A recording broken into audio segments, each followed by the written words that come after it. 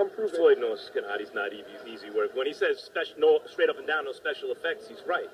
But Floyd would have very little chance to last the distance with Gennady Golovkin. And you know, when you say that, again, Floyd has a fan base. Oh, no, he can do anything. He can walk on water. He's one of the greatest ever, Floyd. But, you know, okay, let's say he beat Gennady Golovkin. Everyone's right and I'm wrong. Who thinks that? Could he then beat Kovalev?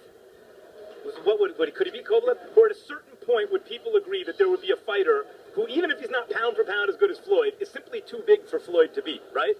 Okay, and I'm saying that's Gennady Golovkin. And Floyd could correctly say he's not worth the money, and he'd be right at this point. Of course he's not worth the money. And I don't think Floyd should be pressured into fighting a middleweight. Floyd did start at 130 pounds.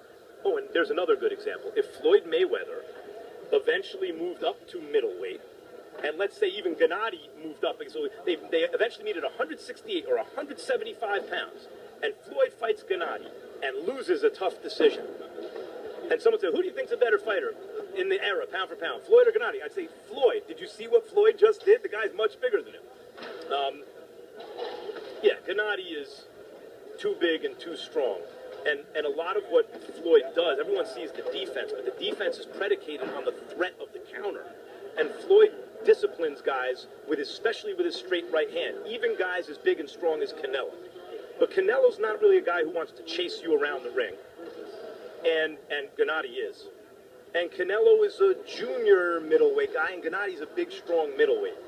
So you know, that's how I think that fight will go. The other thing about Floyd for his fans is, he told us before, in the fighter meetings before the Pacquiao fight, when I say TBE, the best ever, I don't mean in the ring. Someone else could have that. I mean, I'm sure he thinks he does mean in the ring, but someone else could have that. I mean the whole boxing game.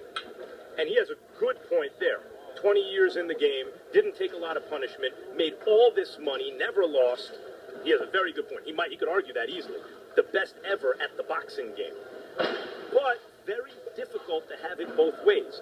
Part of the reason you're the best ever at the boxing game is because if Antonio Margarito and Carlos Valdemir are worth the same money, you fight Carlos Valdemir, don't take a punch, win every round, and make the same money. That's just business sense.